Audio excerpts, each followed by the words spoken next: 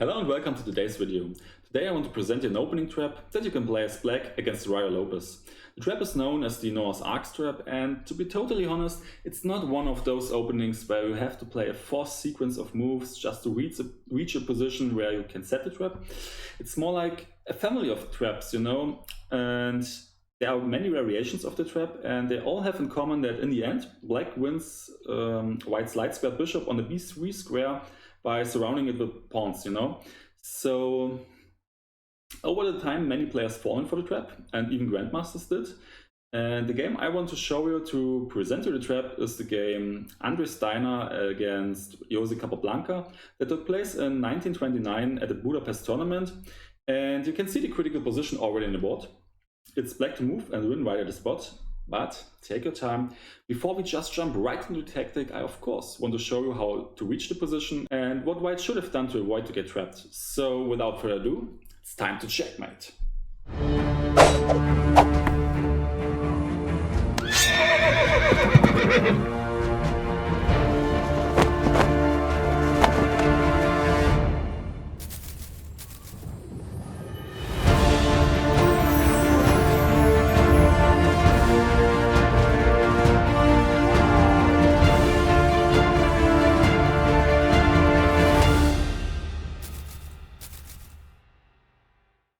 So the game started with the moves e4, e5, knight s3, knight c6, and after the move bishop to b5, we see the starting position of the Ruy Lopez.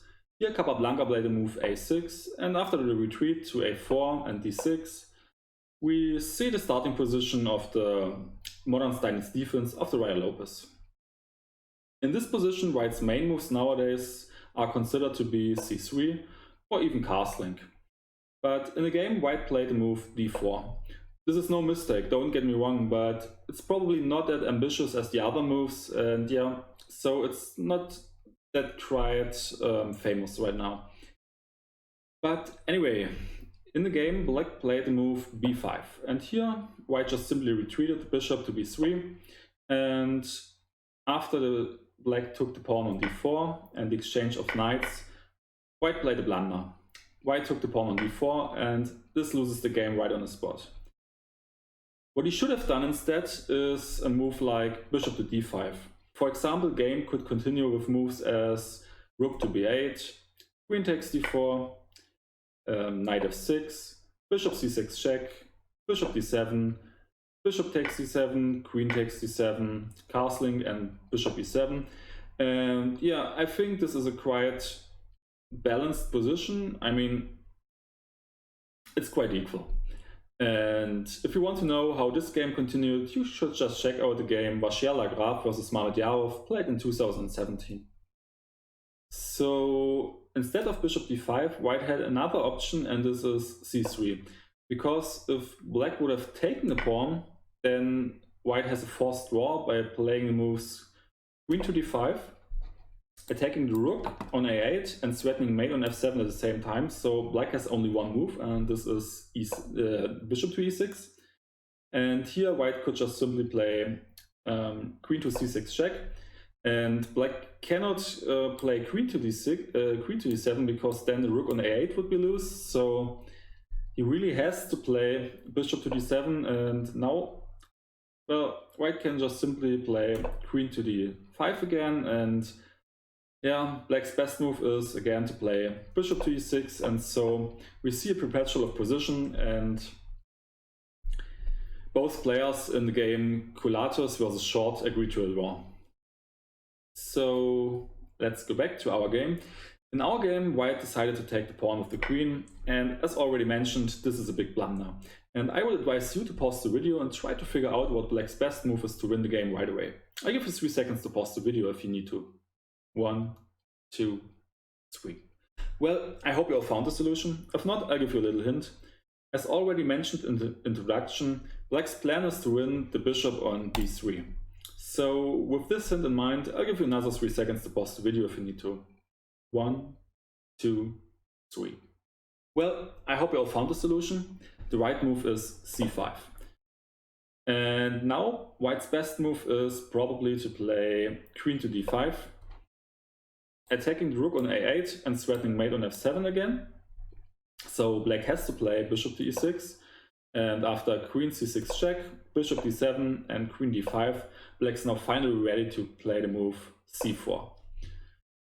The bishop has no square left because all of the white squares he could go to are attacked by a pawn. So yeah, white's best move is to take off the pawn, and in this position I think black is just clearly winning. He's up a piece against the pawns, and yeah, Capablanca went on to win the game quite comfortable, so I think you could do this as well if you would reach such a position.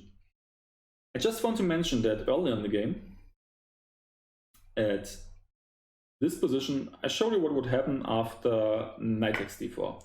But black, of course, could have taken a pawn with his pawn as well. What you really shouldn't do if you're white, don't grab the pawn with the knight, because after knight takes knight and queen d4, we just transpose to what we've already saw. Black will just play c5 and you're again in the trap. So you have some other options in this position, for example, bishop to d5. And game can continue with bishop to b7, knight takes d4, queen d7, castling, knight f6, rook e1, bishop e7, knight takes knight, bishop takes knight, knight c3, castling, bishop takes bishop, and queen takes bishop. And I think that this position is roughly equal. And if you want to know how this game continued, just check out the game Namyslo versus Sude, played in 1994. Of course, in this position, white can again try to move c3, but this time it wouldn't lead to a forced draw. So black, for example, could play the move knight to a5, and after c takes d4, knight takes b3, queen takes b3, knight f6, castling, bishop e7, bishop g5, and castling by black. I think we again reach a position that is roughly equal. Black's plan is to play a move like c5, attacking white center. And if you want to know how this game continued, just check out the game Chamugia versus Frog, played in 1994. So yeah, I hope you learned something today. I hope you liked today's video. If you did, please let me know in the comments, and don't forget to hit the like and subscribe button. So see you next time, and it's again time to checkmate.